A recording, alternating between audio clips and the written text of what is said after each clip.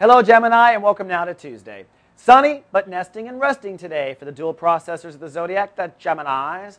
The moon, our emotion, now in Virgo, shifting emotional focus to your self-nurturing. So today is a day to kind of nurture yourself. Be at home, take a Calgon bath, let it carry you away, that sort of thing, right? And it's also kind of a reflection of how far you've grown or not grown as Saturn moved through Virgo. In the fall of 2007, Saturn said, Geminis, it's time for you to nurture yourself differently. Take care of yourself in a new way. And you graduated that transit just last month when the sun was in Virgo. So my question to you is, how do you feel? Do you feel centered? Do you feel like you take good care of yourself? Do you feel like you're on top of that awareness?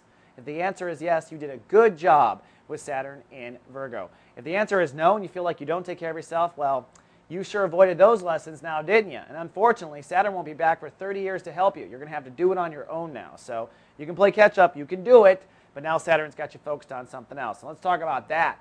The Sun.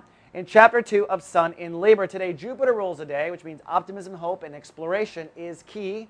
And for you, you are doing all three when it comes to your inner child. Today, try something new when it comes to joy. Try to make your inner child happy in a new way. If it's normally always a popsicle at lunch, try a push-up. I'm not talking about this, I'm talking about the push-ups you got from the ice cream truck. Remember running after the ice cream truck?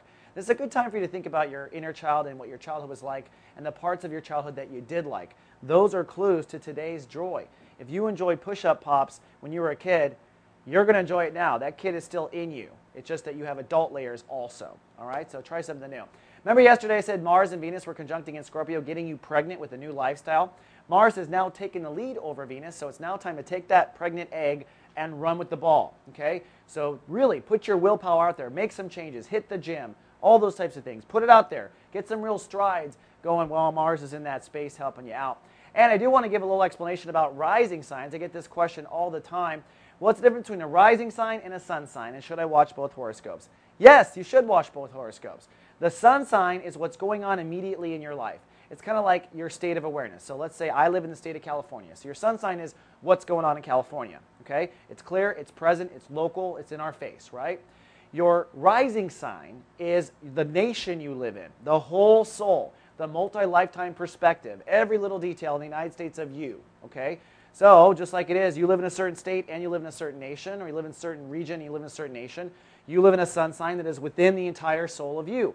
Both stories are appropriate. Some have a national effect on your soul, some have a local effect on your soul. So you can watch both horoscopes to get both stories going on, and you will see both stories. And when you get a reading, we're doing a national reading. And when you get a personal reading with me, I'm going national. Actually, I do both, but it's national, that's usually new. So watch both horoscopes. For those of you who have both sun and rising sign the same, that means that your state runs the whole nation. So everything is one, everything happens in a much richer, more intense way, and your stories are less confusing because they're lined up and synchronized.